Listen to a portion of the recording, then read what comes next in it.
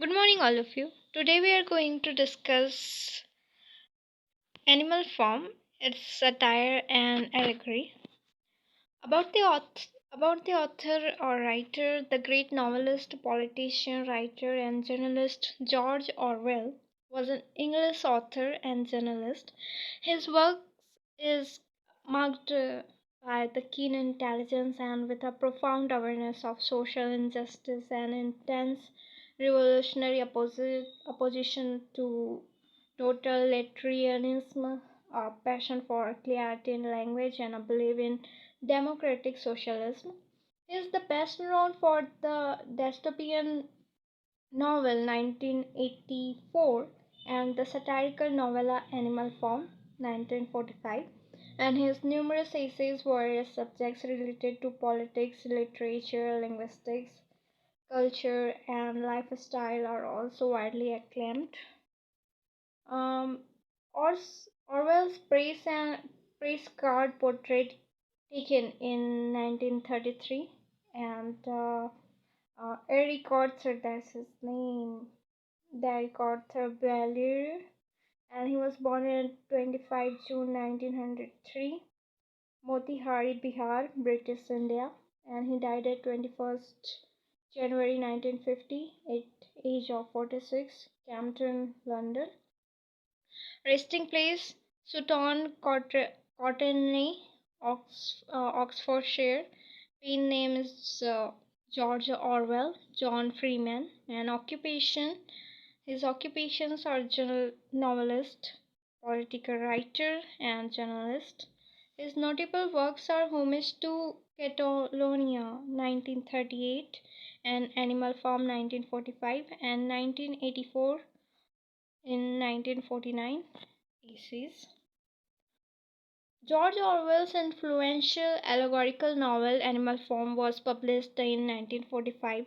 In the novel, the overworked and mistreated animals on the animal farm are begun to follow the precepts of animalism, rise up against the humans, take over the farm, and rename the place. Animal Farms here are a few quotes from this famous work.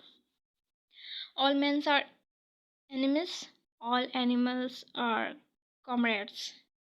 That's written in Animal Farm Chapter 1, said by George Orwell. The allegorical and satirical significance of the novel Animal Farm by the George Orwell is highlighted here. Animal Farm is an animal story outwardly, but inwardly, this novel is an allegory and a satire about the Russian Revolution of 1971 with false qualities of class struggle. The title of Animal Farm gives the setting action in the novel. Animal Farm is an allegory of Russian Revolution in 1970. Literature review Commonwealth decades asserted that the novel has implicated, and there are many which are older and more universal than the past and present of the Union of Soviet Socialist Republic.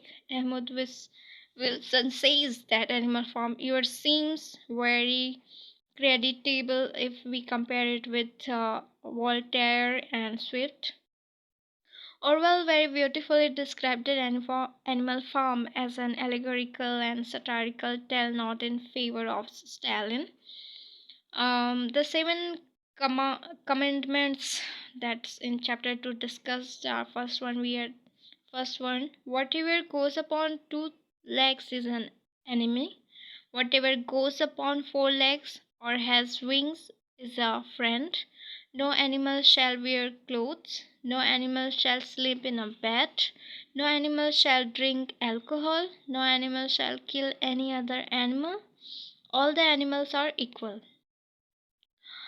Animal Farm is a political satire as it satires the Russian Revolution as known as Bolshevik Revolution. Orwell satirizes the man by calling him a pig, and the ways he adopts to bingual others are also ridiculous. The change of manners form is a alteration of the name of USSR. Napoleon and Snowball are Trotsky and Stalin. I quote chapter three's words: "The animals were happy as the had never convinced it possible to be. Every mouthful of food was an acute positive pleasure now that it was truly their own food, produced by themselves and for themselves, not doled out to them by grudging master." Unquote. Um, it was given out that the animals were practical cannibalism, tortured one another with red hot horseshoes, and had their females in common. This was what came of rebelling against the laws of nature, Frederick and Pilkington said. Uh, "I have no wish to take life, not even human life," repeated Boxer, and his eyes were full of tears. That's written in chapter 4. In chapter 5, Napoleon is always right, said, and the motto up to this chapters are all animals are equal. And all that years the animals worked like slaves, but they were happy in their work. They grudged no effort or sacrifice, well aware that everything they did was for the benefit of themselves and those of their kind who would come after them, and not for a peck of idle, thieving human beings. The human beings didn't hate animal farm any less now what it was prospering. Indeed, they hated it more than ever. That's written in chapter 6.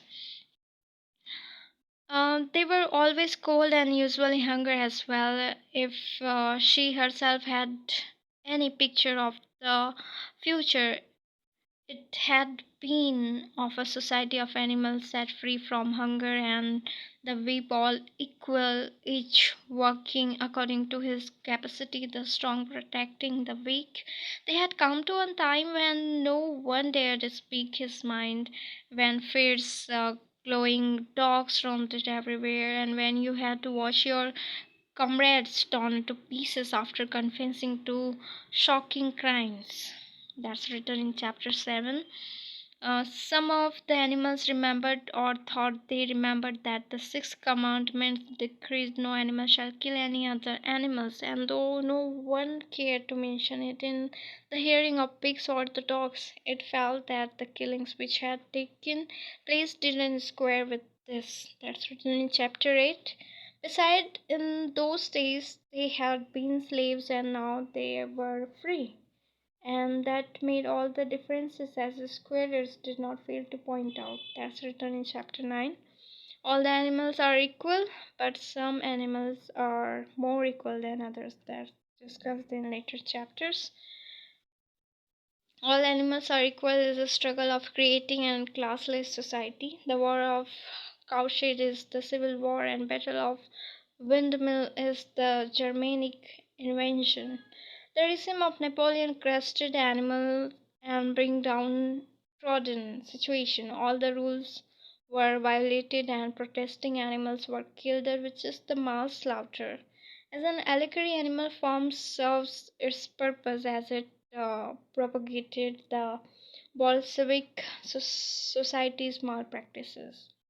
In conclusion, Orwell is a very realistic manner criticizes the political conditions of Russia from 1917 to 1945. They were the way Stalin snatches the freedom and asserts his power on others, and when someone got power, he becomes lusty for more power and self-assertion.